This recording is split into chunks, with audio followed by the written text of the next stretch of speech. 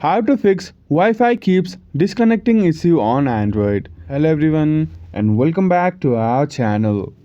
Recently, many Android users have reported that their phones frequently disconnect from Wi-Fi. This issue prevents users from maintaining a connection with their Wi-Fi routers and accessing the internet. I have identified 3 effective solutions to resolve these disconnections on Android devices. So let's get started. First, restart both your Android device and your Wi-Fi router at the same time. After the restart, follow these steps.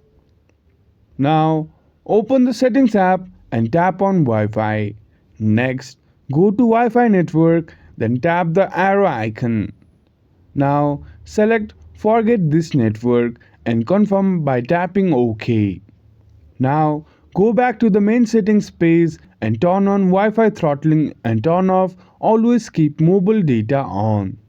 Next, look for the option to reset and draw your pattern to complete the reset. Now, go back to Wi-Fi settings and reconnect to your Wi-Fi network.